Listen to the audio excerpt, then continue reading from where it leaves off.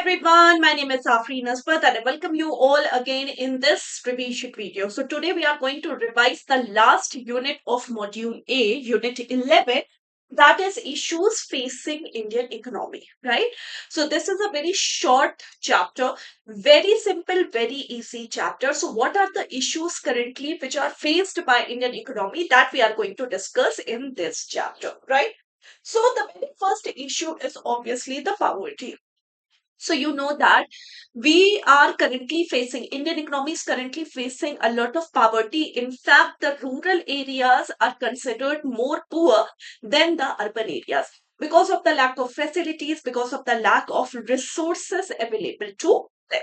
When we are talking about the Planning Commission, according to the Planning Commission, 25.7% of the rural population and 13% of the urban population, they are living below the poverty line, right? So rural areas are experiencing more poverty than the urban areas because of the decent lack of decent infrastructure, because of inadequate food supply, because of the weak labor market, right? Now, when we are talking about the measures, yes, the government has been taken various measures to remove the poverty, to eliminate the poverty, right? So, like for example, there has been integrated rural development program which has been started by the government. There is Jawahar Gram Samriddhi Yojana, Mahatma Gandhi National Rural Employment Guarantee Act. There is National Food Security Mission. There is National Rural Urban Livelihood Mission. There is Pradhan Mantri Jan Dhan Yojana. There is Pradhan Mantri Garib Kalyan Yojana. So these are the different type of programs which has been started by the government in order to eliminate the poverty. Clear? Now, next thing is jobless growth. So the very apt word which is describing the current Indian economy is the jobless growth. So jobless growth is actually a situation where we are growing in numbers. We are saying that okay, our GDP is growing and everything is growing. At the same time, employment remains what? Employment remains stagnant, or even the unemployment is rising, right? So that is called as jobless growth. Jobless growth means the economy is growing, right? The economy is growing. At the same time, the employment is either remain at the stagnant level, or you can say the employment is decreasing. That is called as the jobless growth. Clear? Now, when we are talking about the jobless growth, different solution has been given by the government in order to counter this jobless growth. Like for example, we have Startup India, Stand Up India. These are the different programs which are there to counter the jobless growth. Clear? Now, next thing is the rising inequality. So, India is one of the biggest developing economy, or one of the world's fastest developing economy, or you can say growing economy. But at the same time, India is considered as one of the most unequal society. Inequality in terms of gender, role, okay, in terms of literacy, in terms of different thing, we have the inequality. The inequality is between the distribution of the resources between rich and poor. When we are talking about in India, rich are getting richer at a faster rate and poorer are getting poorer at a faster rate. So there is a lack of quality education which is available to the poor people. There are lack of good health facilities, right? So India is facing a lot of inequalities problem, right? So we can say that the world most unequal country is considered as India. 10% of the population, if we talk about the resources discrimination, the elite 10% of the population is earning 57% of the national income.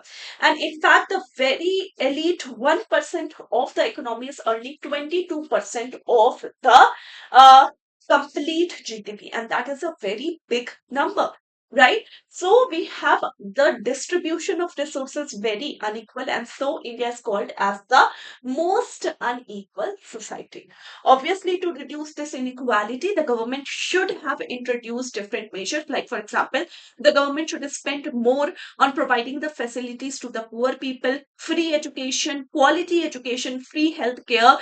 These services should be given to the poor so that the poor should be uplifted in the society, right? So this is the rising inequality. Now, the last problem which we are facing is the migration. So migration means when the people leave, okay, one location and just settle out in different location in search of better opportunities, right? In search of a better living. Okay, then it is called as migration. Now there are two types of migration: migration in and migration out. Okay, so in migration means when, for example, there is any one country who is there is any one people who is coming to your country, right?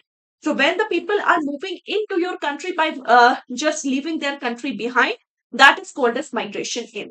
Migration out means when the Indian people are leaving the Indian economy to settle abroad in search of better living, better opportunities, better growth, then it is called as migration out, right? So migration is one of the issue currently India is facing, and we have two type of migration: out and in migration. When we are talking about the migrant people, what a very important concern with the migrant people is the migrant people actually are considered as the resource degrader because they are not using the resources effectively and efficiently, because they are not thinking that this is your country and you have to take care of the resources. So obviously migrant people uses resource more wastefully, okay, and they are not careful, okay. So migrant, because of the migrant people, resources are degrading also. Okay. So these are some of the problem which we are facing right now. Now, what are the possible remedies for this migration? Why people migrate? People migrate in search of better opportunities, in search of better living, better environment, right? So the government should provide them these facilities within the country. The government should provide them employment opportunities, growing opportunities within the country, so that they can just eliminate the thought of moving out of the country. That is called as the possible, or these can be termed as a possible remedy for the migration. Clear? Now, when we are talking about the regional cooperations are can serve to minimize the negative impact of the what of the migration. When we are talking about the government promotes stability, education, career possibilities, as well as they reduce the forced migration, especially by encouraging resilience, allowing individual whether to stay or to migrate. Right? So this is the complete chapter. Very easy chapter. We have discussed about the possible issues which are facing by the Indian economy. Like for example, we are facing poverty, jobless growth, we are facing inequality, we are facing migration, and what are the possible remedies to eliminate these issues which are facing by India, which are faced by the Indian people. Clear? So I hope that you have all understood this chapter. So this is a short revision for this chapter. Thank you so much everyone for joining this session. Take care everyone.